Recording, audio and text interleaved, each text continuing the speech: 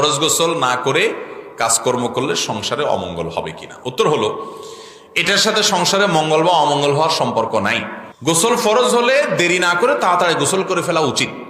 যদি আপনি গোসল ফরজ হয়েছে ধরুন রাত 12টায়, আপনি ফজরের আগ পর্যন্ত তো আরো কয়েক ঘন্টা আছে, এখন করতে চাচ্ছেন না, ওকে, তাহলে আপনি অজু করে শুয়ে পড়েন। বা অন্য কাজ করতে চাচ্ছেন, ফজরের পরে আপনার গোসল ফরজ হয়েছে, এখন জোহর তো আরো অনেক দেরি, পরবর্তী ওয়াক্তে নামাজের আগে তো অবশ্যই গোসল করতে হবে, কিন্তু আপনার হাতে 4-5 ঘন্টার সময় আছে, আপনি এখন চাচ্ছেন আস্তে ধীরে পরে গোসল করবেন, ওকে, জায়েজ আছে। আপনি গোসল করে অজু করে নিয়ে অন্তত তারপরে ঘরের অন্যান্য কাজ করেন বা খেতে খামারে কাজ করেন, এটা উত্তম।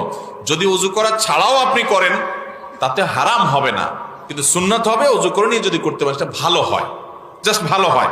না করলে কোনো বড় গুনাহ হবে ব্যাপারটা এরকম না। আমরা অবশ্যই মনে করি কারণ অমঙ্গল হয়, এর সাথে মঙ্গল অমঙ্গলের সম্পর্ক নাই। তবে হ্যাঁ, এটা ঠিক যে সুন্নতের খেলাফ হবে আপনি গোসল অনেক দেরি করে বসে বসে অন্যান্য কাজ করে বেড়াচ্ছেন, এটা সুন্নতের খেলাফ হবে।